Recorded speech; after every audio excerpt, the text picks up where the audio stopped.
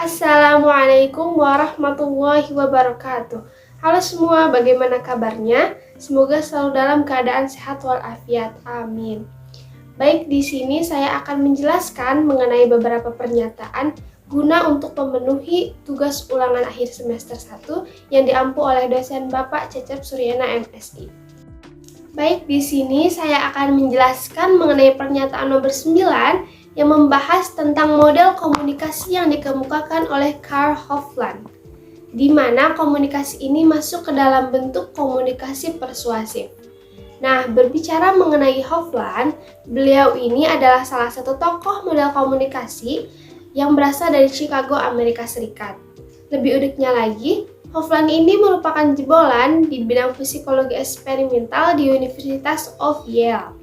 Nah, penelitian ini tercetus karena berawal dari Hofland yang dimintai tolong untuk meneliti atau menganalisis bagaimana sih pengaruh penayangan film terhadap moral dari perjuangan para tentara pada saat Perang Dunia Kedua. Nah, dari hasil penelitian tersebut didapatkan bahwa hanya dengan sekedar menonton film saja rupanya tidak cukup kuat untuk mengubah dan mempengaruhi sikap atau perilaku tentara tersebut. Melainkan, pemaparan film ini hanya berfungsi untuk menyampaikan informasi saja, tetapi tidak memberikan perubahan perilaku yang signifikan terhadap tentara tadi. Nah, Hofland ini kemudian melakukan kembali penelitian dan menemukan bahwa komunikasilah yang menjadi bagian penting atau mengambil porsi yang besar dalam mengubah perilaku seseorang. Sehingga dari penelitian tadi tercetuslah pengertian yang dikemukakan oleh Hofland ini, di mana komunikasi merupakan suatu proses yang memungkinkan seseorang untuk menyampaikan perangsang-perangsang berupa fungsi yang komunikasi verbal untuk mengubah tingkah laku seseorang. Seperti tadi contohnya tentara tadi. Dari pengertian tersebut, bisa digambarkan bahwa komunikatorlah yang bisa mengubah perilaku komunikan atau orang yang diajak berkomunikasi. Tentunya dengan cara dan ajakan yang benar ya. Berbicara mengenai komunikasi, komunikasi secara langsung sejatinya akan lebih efektif dibandingkan melalui film atau alat digital lainnya. Untuk selanjutnya, saya akan menjelaskan mengenai pernyataan nomor 12 yang menyatakan jika kita melihat konteks komunikasi dari keterlibatan jumlah pesertanya, beberapa komunikasi memiliki kesegeraan umpan balik yang tinggi, namun komunikasi massa memiliki derajat kesegeraan umpan balik paling rendah, yang berbeda dengan komunikasi lainnya. Nah, pengertian dari komunikasi massa itu sendiri adalah proses untuk penyampaian pesan yang dikomunikasikan melalui media massa seperti radio, televisi, koran, serta majalah dengan tujuan sebagai saran untuk menunjang komunikasi tersebut. Komunikasi massa ini sendiri ditunjukkan untuk khalayak luas atau masyarakat umum dengan sifat komunikasi yang heterogen. Menurut Sunarno Sastroatmojo, komunikasi massa bersifat satu arah atau one way traffic dan tidak memiliki kegiatan tatap muka.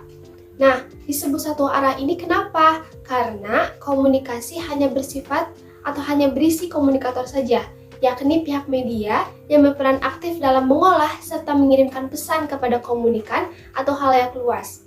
Sedangkan komunikannya tidak ada di dekat komunikator. Komunikasi massa tidak memiliki kegiatan tatap muka. Kenapa? Karena komunikator dan komunikan tidak berada di satu tempat yang sama dan tidak saling berhadapan atau berkomunikasi. Si komunikator tidak tahu kapan dan apakah pesan yang dia sampaikan itu sudah diterima, dimengerti, serta dilaksanakan atau belum oleh si komunikan. Maka dari itu, komunikasi massa disebut komunikasi yang umpan baliknya itu bersifat paling rendah jika dibandingkan dengan bentuk komunikasi lain. Karena tadi umpan baliknya dapat tertunda atau delay, atau bahkan ada kemungkinan tidak terjadi feedback.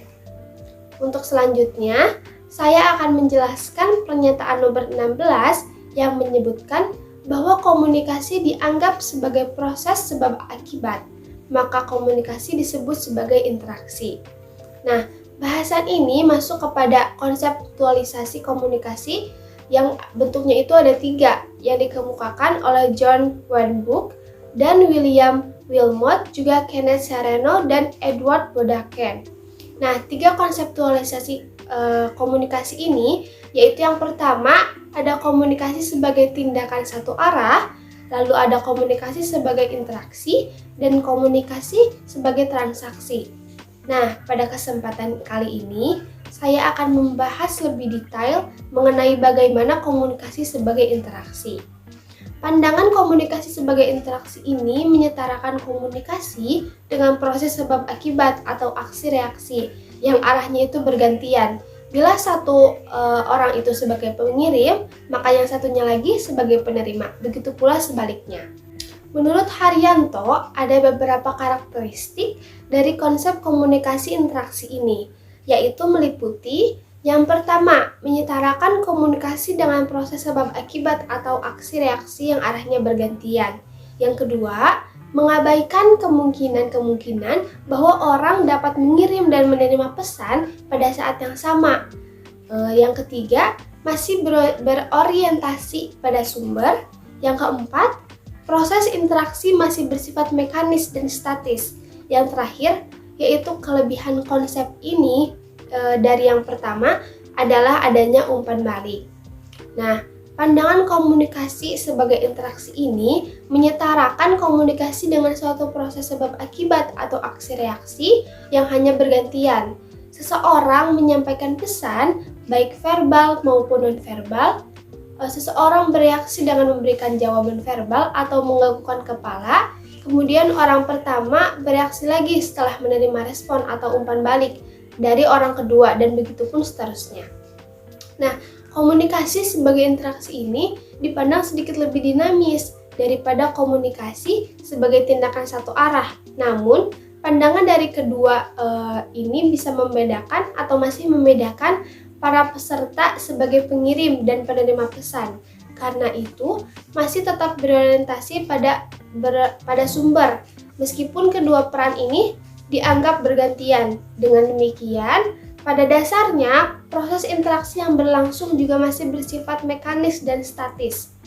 Komunikasi sebagai interaksi digunakan oleh komunikator sebagai petunjuk mengenai efektivitas pesan yang disampaikannya. Selanjutnya, saya akan menjelaskan pernyataan nomor 39, yaitu suatu hari ibu melihat piring kesayangannya pecah oleh ayah, lalu berkata, "Sayang," di keesokan harinya, ayah memberikan kejutan dengan menaruh amplop uang yang tebal dalam buket bunga untuk ibu. Lalu ibu berkata, "Sayang." Kata sayang ini yang ibu ucapkan merupakan satu kata, namun cara ibu mengungkapkannya itu yang membuat artinya menjadi beda. Nah, makna suatu pernyataan akan berbeda karena ada unsur nonverbal tadi, misalnya intonasi suara saat mengucapkannya, terlebih lagi bila ekspresi wajah pembicaranya itu tampak. Jadi sebenarnya kita sendiri pun bisa membedakan antara pesan verbal dengan pesan vokal. Pesan verbal berkaitan dengan apa yang kita katakan, sedangkan pesan vokal berkaitan dengan bagaimana mengatakannya. Nah, apa itu parabahasa? Parabahasa merupakan suatu studi tentang fenomena vokal yang menunjuk pada sesuatu di luar atau sebagai tambahan pada bahasa itu sendiri yang berkaitan dengan aspek-aspek suara selain ucapan atau kata-kata yang dapat manusia pahami. Nah, setiap karakteristik suara ini mengkomunikasikan emosi dan pikiran yang ada di dalam tubuh kita. Menurut Mehrabian dan Ferris, parabahasa adalah hal terpenting kedua setelah ekspresi wajah dalam menyampaikan emosi atau perasaan. Menemukan bahwa orang dapat dengan mudah menilai tingkat kesukaan itu bisa berdasarkan pesan yang dikomunikasikan secara vokal. Tanda-tanda vokal kadang juga menjadi dasar penyimpulan kita mengenai sifat kepribadian seseorang. Jika seseorang dinilai memiliki, ketika seseorang meningkatkan volume suaranya, baik suara atau nada atau kecepatan bicaranya, maka biasanya mereka dianggap lebih aktif dan dinamis. Parabahasa ini sendiri memiliki dua komponen, yaitu satu, kualitas suara seperti pitch atau nada, yaitu tinggi rendahnya suatu nada, lalu ada kecepatan berbicara, juga ada intonasi atau naik turunnya suatu suara, dan yang lain-lainnya. Yang kedua ada vokalisasi, yaitu suara tanpa struktur bahasa, seperti siulan, tawa, erangan, ataupun tangisan. Dengan demikian, dapat disimpulkan bahwa kata-kata yang sama seperti pernyataan tadi bisa memiliki makna yang berbeda bila para bahasanya juga berbeda pula. Para bahasa juga dapat mempengaruhi status dan akseptabilitas seseorang. Ada seseorang yang barangkali dijadikan bahan tertawaan karena bahasa yang dia gunakan, baik aksen atau dialek dari daerah yang dia tempat tinggal, terdengar sangat jelas. Maka dengan menghilangkan dialek atau aksen bahasa daerah dia tinggal, orang tadi bisa merasa statusnya itu menjadi meningkat dan merasa lebih dapat diterima oleh orang lain. Tetapi meskipun judgement kita terhadap orang lain itu berdasarkan bahasanya bisa dilakukan dengan cepat, misalnya 10-15 detik setelah mendengarkan seseorang itu berbicara, namun hal ini haruslah dilakukan dengan sangat hati-hati karena tanda-tanda status yang diperoleh dari bagaimana seseorang berbicara harus didasarkan pada kombinasi beberapa aspek, yaitu pilihan kata-katanya, pengucapannya, struktur gramatikal, kualitas vokal, artikulasi, dan beberapa gambaran lain yang dapat diobservasi terlebih dahulu. Nah, untuk selanjutnya, saya akan menjelaskan pernyataan nomor 47, yaitu semakin besar atau semakin banyak minat seseorang terhadap objek, semakin besar pula pupil matanya. Nah, hal ini membuktikan bahwa tatapan mata merupakan komunikasi nonverbal.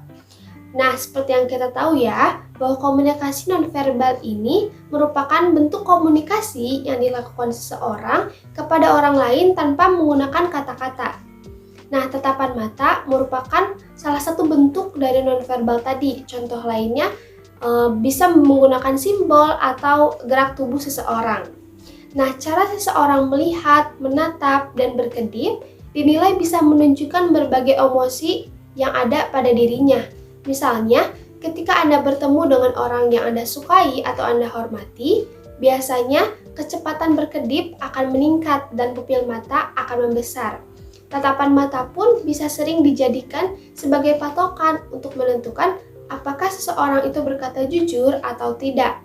Kontak mata yang normal dan stabil sering dianggap sebagai tanda bahwa seseorang itu dapat dipercaya atau menyatakan kebenaran. Sebaliknya, jika seseorang berkata bohong, orang itu akan cenderung mengalihkan tatapannya dan akan gelisah gitu.